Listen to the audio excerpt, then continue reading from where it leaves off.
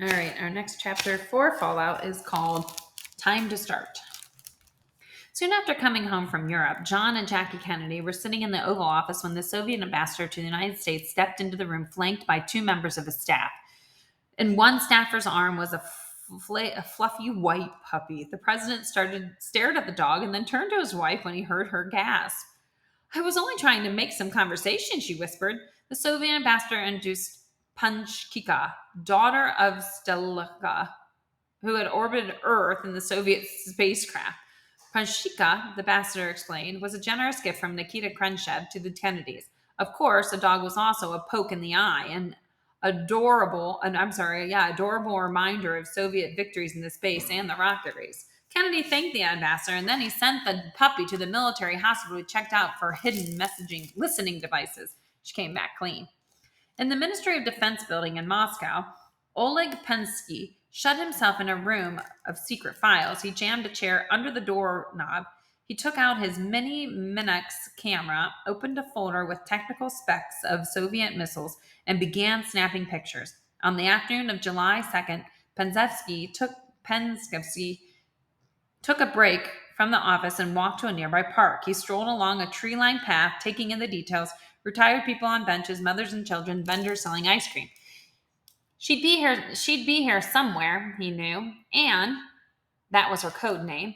He'd seen a photo of her back in London hotel, an Englishwoman, 32, with dark hair. She'd had a baby boy in a carriage and two young daughters. There she was, sitting on a bench, the girls playing nearby. He walked past without making eye contact, too many people around. A few minutes later, it began to rain, a lucky break. People started leaving the park. Panzevsky walked back to the woman. He stopped at the carriage and smiled at the baby. He pulled a small box of colorful vitamin C drops from his pocket and he held it out to the woman. For the girls, he gestured. The woman thanked and slid the vitamins under her baby's blanket. Annie's real name was Janet Krishholm, a former employee of M16, MI6 maybe. She spoke Russian and French and was married to Aurori Krimos, a diplomatic officer of the British Embassy. Supposedly, his real job was head of MI6 station in Moscow. The the Trismols were used to were used to surveillance. Were used to surveillance. They'd found listening devices hidden in the walls of their Moscow apartment.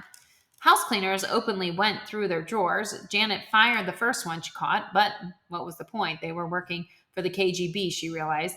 They'd just send someone else. It was not an ideal environment in which to try to collect documents from a Soviet spy. But MI6 needed someone to take the risky role of carrier, and Janet Crismell stepped up. The first meeting had gone well. She led her daughters back to their apartment with a vitamin box full of Soviet secrets under her baby son's blanket. 2 days later, on July 4th, Oglopensky was called into his boss's office and given a promotion. Everyone was impressed with his intelligence he'd brought back from London.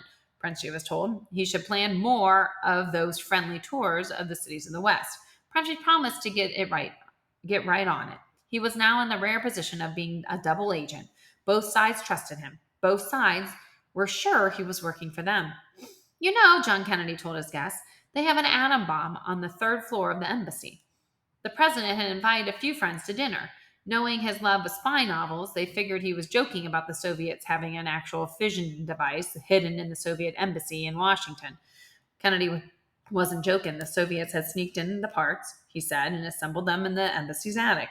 If things get too bad and war is inevitable, they'll set it off, and that's the end of the White House and the rest of the city. That's what I'm told. Kennedy was also certainly wrong about there being a bomb in the city.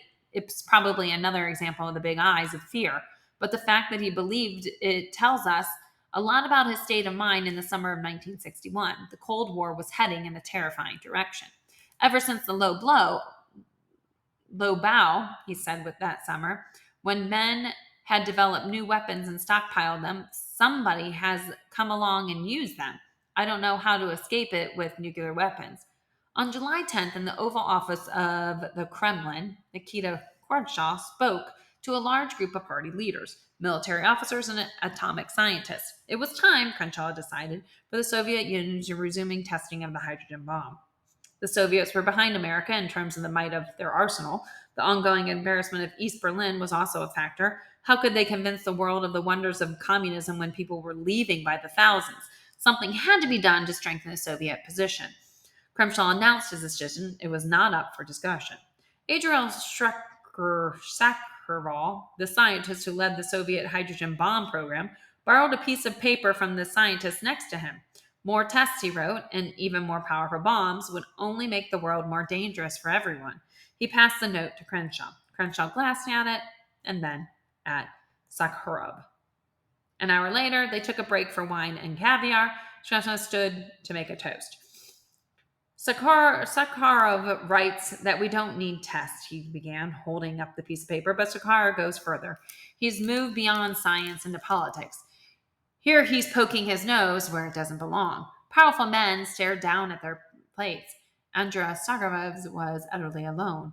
Leave politics to us. We're the specialists, the premier continued, growing louder and redder as he worked himself up. You make your bombs and test them, and we won't interfere with you. We'll help you. But remember, we have to conduct our politics from the position of strength. We don't advertise it, but that's how it is. There can't be any other policy. Our opponents don't understand any other language. Television lights shined on the president's desk. The air conditioning was off. The Oval Office was quiet, bright, and sweltering. John Kennedy sat at his desk, wetting through his makeup, waiting to address the nation. Kennedy did not yet know that the Soviets were about to resume nuclear tests, though that would have fit in with his theme for the evening: Berlin, Crenshaw's constant threats, and the danger of nuclear war.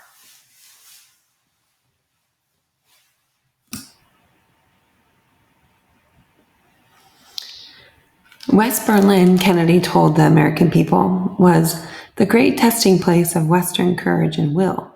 The Soviets already controlled a billion people in a huge chunk of the globe. If the United States were to retreat from Berlin, the communists would move closer to world domination. We do not want to fight, he said, but we have fought before. Kennedy announced that he would ask Congress for more defense spending.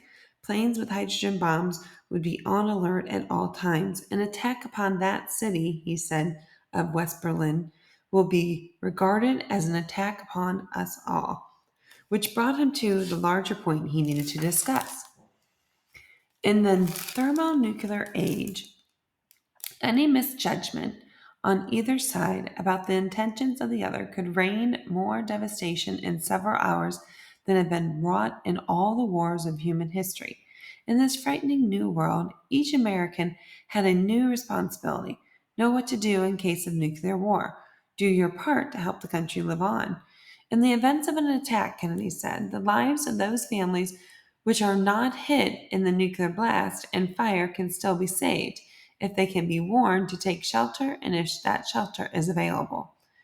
Give yourself a chance, make a plan, stock up supplies, build shelters. The time to start, he said, is now.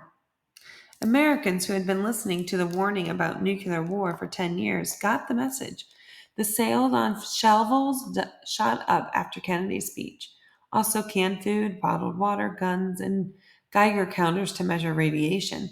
People dug holes in their yards or carved out shelter spaces in basements of homes and apartment buildings. If war never comes, a Life magazine article suggested, children can claim it for a hideaway. Fathers can use it for poker games, and mothers can count on it as a guest room. The government civil defense department printed millions of posters and pamphlets urging every American to prepare for the worst. Some families built their bunkers in secret, worried their neighbors might come knocking. When I get my shelter finished, announced one man in the suburb of Chicago, I'm going to mount a machine gun at the hatch to keep the neighbors out.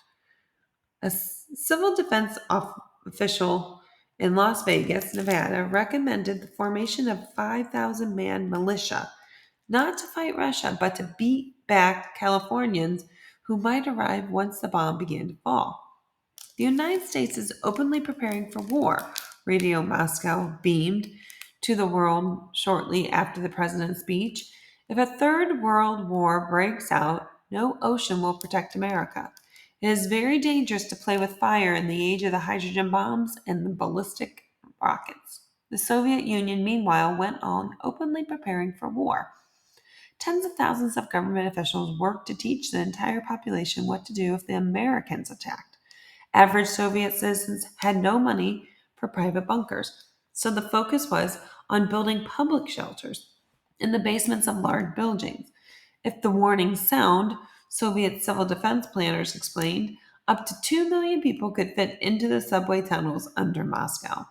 In early August, Walter Ulbricht, the dictator of East Germany, traveled to Moscow to meet with Nikita Khrushchev about the ongoing crisis in Berlin. Ulbricht proposed a way to solve the problem once and for all. He just needed backing from Moscow. Khrushchev agreed to the plan. When would it be best to do this? He asked. Do it when you want? We can do it at any time. Ulbricht proposed starting on August 13th. Crenshaw chuckled. In the West, he pointed out, the number 13 was considered unlucky.